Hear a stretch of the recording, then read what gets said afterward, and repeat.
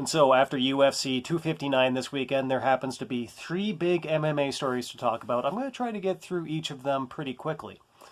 Now, the one that I'm going to lead with here is actually not the one that I expected to be leading with. This is not the fight that I was expecting to be talking about after this past weekend, but, unfortunately, it does just have to be said. Peter Yan is a fucking stupid idiot. There is no other way to explain the way that he lost his championship this past weekend.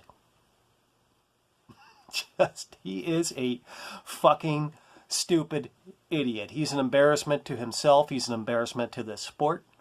And I have to be honest with you, I'm very surprised about the direction that this entire situation seems to be moving in. So for anybody who didn't see it this past weekend, Russia's Peter Yan was defending the Bantamweight Championship of the world against Aljamain Sterling.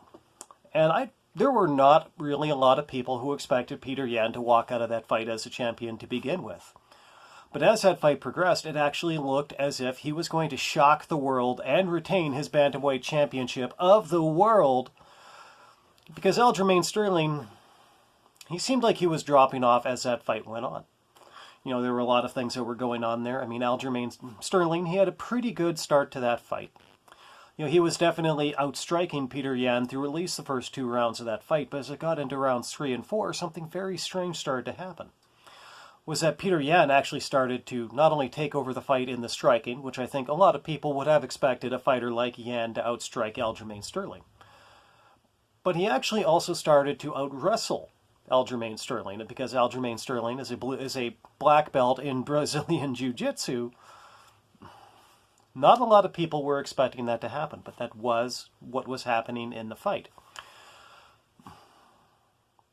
And so as you reached the midpoint of about the 4th round, it didn't look good for Sterling at all. He looked gassed out, he looked tired. He was losing this fight in the way that he was supposed to be winning the fight. And the prospects for turning it around in the 5th round, they did not look very good. But then a very strange thing happened, and that was that Sterling tried to shoot on Yan. Yan defended it, and in the exchange, Sterling wound up on one knee with one hand down, and basically he was holding Aljamain Sterling around his head. And then, despite the fact that he is dealing with a grounded fighter, and the referee has in fact told him that he is dealing with a grounded fighter, and in fact told him not to throw the knee, he knees Aljamain Sterling in the head. And at that particular point, the fight was over. So they called in the ring doctor to make sure that Aljamain Sterling was good to go. And basically the decision was made that he wasn't able to continue. So because he wasn't able to continue, Peter Yan was disqualified, and he lost his championship to Aljamain Sterling. And as it happens, there are a lot of fans out there who don't seem to be very happy with it. You know, Chael Sonnen, he's talked about this a little bit. He doesn't really seem to understand why, and I don't really understand why either. There is no reason to put this on Aljamain Sterling. A lot of people are looking at it and saying that, oh, well, he faked it and he milked he milked the situation and he milked the injury, so to speak, to become a champion. That does not seem to be what happened. That does not at all seem to be what happened. It seems like the ring doctor made the decision that this fight was not going to continue based on Aljamain Sterling's condition. Hey, guess what? He just got rendered unable to continue due to an illegal strike. Okay, that is a disqualification. Peter Yan was the champion, and it is his responsibility to walk in there knowing the rules. It's a responsibility of both fighters to walk into that cage knowing the rules. And he need a grounded fighter. That's a disqualification. There is no argument here. There is absolutely no argument under which Peter Yan can still be the bantamweight champion of the world. He's a fucking bum. But it seems like there are a lot of people out there that just can't seem to bring themselves to see it this way. Sterling and his coaching staff have all been receiving a lot of abuse online from MMA fans and even from other MMA fighters who are lined up to hopefully get another title shot, and unfortunately it looks like most of those guys are going to have to wait a little bit longer. Because what really confounds me about the entire situation is that Dana White has pretty much indicated that Peter Yan is going to get the first opportunity at the Bantamweight Champion of the world. This is absurd. On its very face, this is absurd. As the champion, he lost his championship by deliberately throwing a knee strike to a grounded opponent despite having been warned off by the referee. How does he qualify for another championship match? As a matter of fact, how is it that the consequences for what Peter Yan did in that fight, how are they not much more severe? Quite frankly, I think that after this particular fight, Peter Yan should not have a top 5 ranking. He should not have a top 15 ranking. I think that they should send that fucking bum back to the prelims.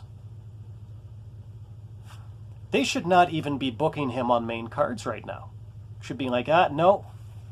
You know, not only are you going to go to the back of the line to challenge for this championship, you are going to go to the bottom of the card. That is how much he's embarrassed this promotion. This is how much he's embarrassed this sport, on top of just embarrassing himself. It is absolutely absurd that this week he could actually be ranked higher in the pound-for-pound rankings than Aljamain Sterling. That is absolutely deranged. I mean, I, for one, am going to have to admit that there's a lot of, for lack of a better phrase, there's some mysticism of sorts around these weekly pound-for-pound rankings that I don't understand. You know, I have frequently seen situations where guys have somehow managed to surpass another fighter despite the fact that they haven't fought during that period of time at all, and the other guy has fought and won. That's a little bit weird. That doesn't seem to me to be the way that should work. But apparently it does not work the way that I think it should, because the fact that Peter Yan could be number 12 this week, while Aljamain Sterling, the Bantamweight Champion of the world, could be number 15. That Peter Yan can be at number 12 despite the fact that he just lost, regardless of how he lost, he just lost to the number 15 pound-for-pound fighter in the world. Explain to me how that works. Now, fortunately, Aljamain Sterling, he does have the opportunity to have the last laugh. All that he has to do is go back into the gym, train like a champion, go into that title defense against Peter Yan and beat him. You know, regardless of whether or not Peter Yan should be in another championship match, and he absolutely should not be.